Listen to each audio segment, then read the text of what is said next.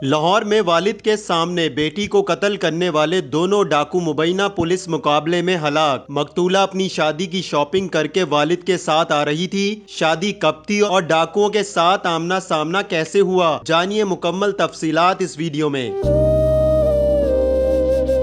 जुल्फ़िकार मसीह साहब, ये बताइएगा वहाँ पर क्या हुआ था और किस वक्त का ये वाक़या है? ਇਹ ਸਰ ਅਫਤਾਰੀ ਤੋਂ ਬਾਅਦ ਦਾ ਵਾਕਿਆ 6:30 ਪੌਣੇ 7 ਦਾ ਟਾਈਮ ਹੈ।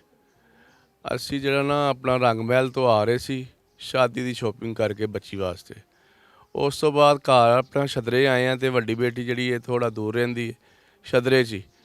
ਉਹਦੇ ਵੱਲ ਗਏ ਆ, ਚੀਜ਼ਾਂ ਲੈ ਕੇ ਆਏ ਆ ਸੁਨਿਆਰੇ ਕੋਲੋਂ ਤੇ ਉਹਨੂੰ ਵਿਖਾ ਕੇ ਵਾਪਸ ਆ ਰਹੇ ਆ ਆਪਣੇ ਘਰ।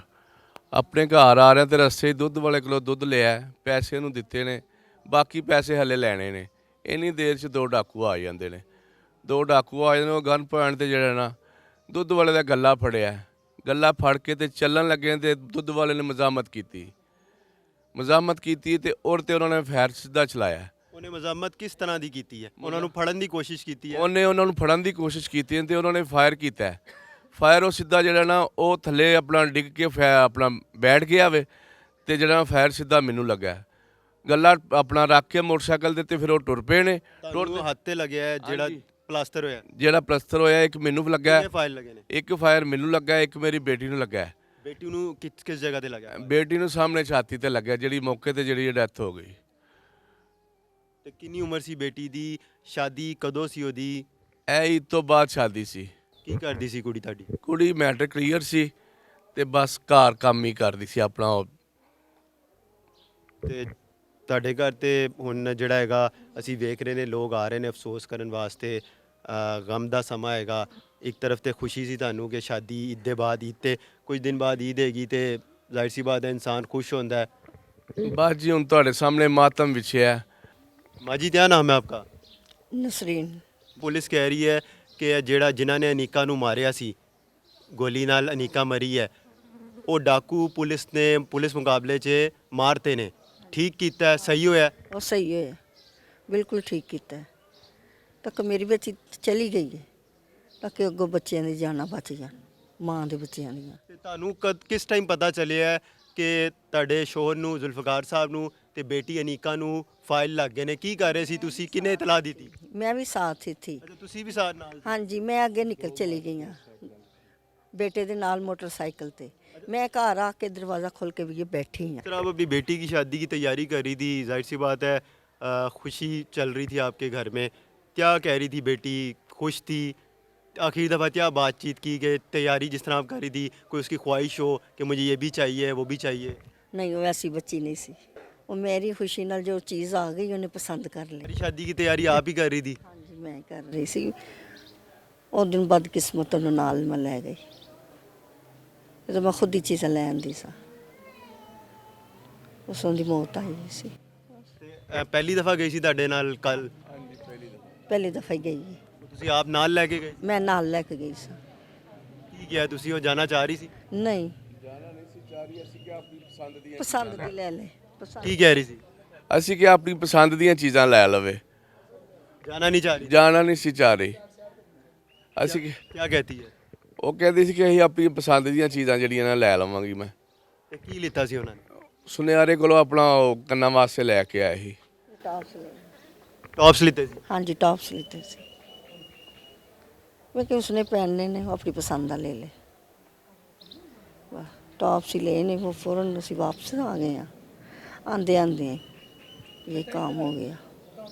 बस मेरी से यही गुजारिश है मरियम साहबा की कि आपने बहुत अच्छा किया, बहुत अच्छा किया कि ताकि अगों किसी माँ के बच्चियां की जान ना जाए।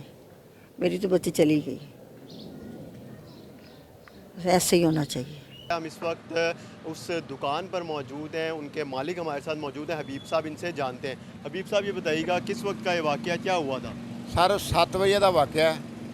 ਇੱਧਰੋਂ ਮੋਟਰ ਸਵਾਰ ਆਏ ਨੇ ਦੋ, ਅੱਗੇ ਚਲੇ ਗਏ ਨੇ। ਅੱਗੋਂ ਥੋੜ੍ਹਾ ਜਿਹਾ ਅੱਗੇ ਚੱਕਰ ਲਾ ਕੇ ਵਾਪਸ ਆ ਗਏ ਨੇ। ਆਉਂਦਿਆਂ ਉਹਨਾਂ ਪਿਸਟਲ ਕੱਢ ਲਏ ਨੇ, ਉਹ ਸਾਡਾ ਗੱਲਾ ਛੀਨਣ ਲੱਗ ਪਏ ਨੇ। ਮੁੰਡਾ ਮੇਰਾ ਉੱਠਿਆ, ਉਹਨਾਂ ਆਖਿਆ ਗੱਲਾ ਨਾ ਖੜੋ। ਜਿਸ ਲਈ ਉਹ ਮਜ਼ਾਮਤ ਹੋਈ ਏ, ਉਸ ਨਾਲ ਫਾਇਰ ਕਰਤੀ ਏ। ਫਾਇਰਿੰਗ ਮੁੰਡੇ ਨੂੰ ਨਹੀਂ ਲੱਗੀ, ਅੱਲਾ ਦਾ ਸ਼ੁਕਰ ਹੈ। ਉਹ ਨਾਲ ਦੇ ਜਿਹੜੇ ਸਨ ਨਾ ਅੱਗੇ ਖਰੀਦਦਾਰ ਬਾਪ ਬੇਟੀ, ਉਹਨਾਂ ਨੂੰ ਦੋਵਾਂ ਨੂੰ ਫਾਇਰ ਲੱਗ ਗਿਆ। ਉਹ ਸਾਡਾ ਗੱਲਾਂ ਉਹਨਾਂ ਮੋਟਰਸਾਈਕਲ ਤੇ ਰੱਖਿਆ, ਲੈ ਕੇ ਨਿਕਲ ਗਏ। ਤੇ ਜਦੋਂ ਤੁਹਾਡਾ ਬੇਟਾ ਉੱਠਿਆ ਉਧਰੋਂ, ਉਹ ਉਹਨਾਂ ਨੂੰ ਫੜਨ ਲੱਗਿਆ ਸੀ ਜਾਂ ਕੀ ਹੋ ਰਿਹਾ ਸੀ? ਅਚਾਨਕ ਉੱਠਿਆ ਜਾਂ ਉਹਦੀ ਸਮਝ ਨਹੀਂ ਕੰਮ ਕੀਤਾ ਜਾਂ ਉਹਨਾਂ ਨੂੰ ਫੜਨ ਲੱਗਾ, ਉਹ ਉਹਦੇ ਪਤਾ ਹੈ। ਬਾਕੀ ਇਹ ਵੇ ਵੀ ਉਹ ਆਂਦਾ ਮੈਨੂੰ ਪਤਾ ਹੀ ਨਹੀਂ ਲੱਗਾ ਮੈਂ ਕੀ ਹੋਣਾ। ਮੈਂ ਦਹਿਸ਼ਤ ਨਾਲ ਹੀ ਨਾ ਉਹਨਾਂ ਕੋਲ ਉੱਠ ਪਿਆ। ਜਿਸਲੇ ਉੱਠਿਆ ਉਹਨਾਂ ਆਖਿਆ ਸਾਡੇ ਨਾਲ ਮਜ਼ਾਬਤ ਕਰਨ ਲੱਗਾ, ਉਹਨਾਂ ਫੈਰ ਮਾਰਦਾ। ਫੈਰ ਮਾਰਿਆ, ਉਹਨੂੰ ਫੈਰ ਨਹੀਂ ਲੱਗਾ, ਬਾਪ ਬੇਟੀ ਨੂੰ ਫੈਰ ਲੱਗ ਗਿਆ।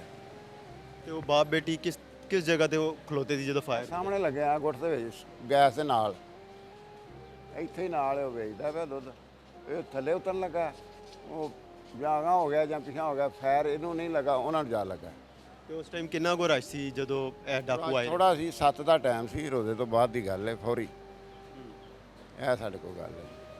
ਤੇ ਉਹਦੇ ਬਾਅਦ ਤੁਸੀਂ ਕਿਹਨੂੰ ਸਭ ਤੋਂ ਪਹਿਲੇ ਇਤਲਾਹ ਬਾਅਦ ਦਿੱਤੀ? ਸਾਡੇ ਕੋਲ ਪੁਲਿਸ ਆਈ ਹੈ, ਉਹਨਾਂ ਨੂੰ ਆਹ ਦੱਸਿਆ, ਉਹਨਾਂ ਸਾਡਾ ਉਹ ਕੀਤਾ, ਚੈੱਕ ਕੀਤਾ, ਸੀਸੀਟੀਵੀ ਕੈਮਰਾ। ਉਹ ਵਿੱਚੋਂ ਕੱਢ ਕੇ ਲੈ ਗਏ ਨੇ। ਉਸ ਤੋਂ ਬਾਅਦ ਨਾ ਸਾਨੂੰ ਉਹ ਗੱਲਾਂ ਮਿਲਿਆ, ਨਾ ਸਾਨੂੰ ਉਹ ਕੋਈ ਸ਼ੈ ਮਿਲੀ ਹੈ, ਨਾ ਸਾਨੂੰ ਕਿਸੇ ਆਣ ਕੇ ਪੁੱਛਿਆ। ਬਾਰ-ਬਾਰ ਮੀਡੀਆ ਵਾਲੇ ਆਈ ਜਾਂਦੇ ਨੇ, ਮੀਡੀਆ ਵਾਲੇ ਆਈ ਜਾਂਦੇ ਨੇ, ਸਾਨੂੰ ਤੇ ਪੁੱਛਲ ਚਕਾ ਲਈ ਉਹਨਾਂ।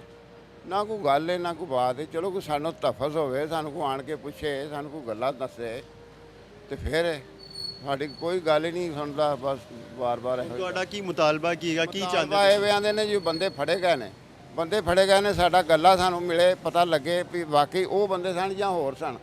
ਗੱਲਾਂ ਜੀ ਉਹਨਾਂ ਕੋਲ ਉਹਨਾਂ ਚੁੱਕਿਆ ਤੇ ਪਤਾ ਲੱਗ ਗਿਆ।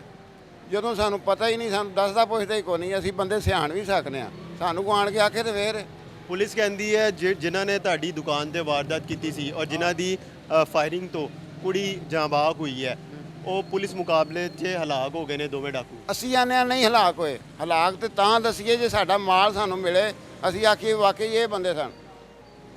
ਜਦੋਂ ਉਹ ਮਾਲ ਹੀ ਨਹੀਂ ਹੈਗਾ ਸਾਡੇ ਮੌਜੂਦ, ਬੰਦਾ ਫੜ ਕੇ ਹੋਰ ਕੋ ਮਾਰ ਦੇਣ, ਸਾਨੂੰ ਆਖਣ ਹੋਵੇ, ਅਸੀਂ ਕਿਵੇਂ ਮੰਨਾਂਗੇ?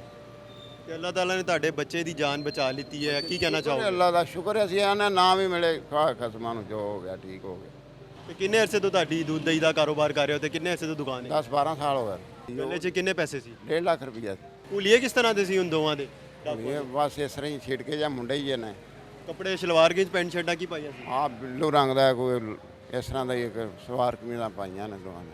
ਤੇ ਚਿਹਰੇ ਜੇ ਢਾਂਪੇ ਸੀ ਕਿਸੇ 'ਚ? ਉਹਨਾਂ ਮਾਸ ਪਾਏ ਸਨ। ਦੋਨਾਂ ਦੇ ਕੋਲ ਅਸਲਾ ਸੀ? ਦੋਵਾਂ ਕੋਲ ਅਸਲਾ ਸੀ, ਪੀਟਾ ਸਨ, ਦੋਵਾਂ ਨੇ ਕੱਢੇ ਨੇ, ਦੋਵਾਂ ਨੇ ਫਾਇਰ ਕੀਤੇ ਨੇ।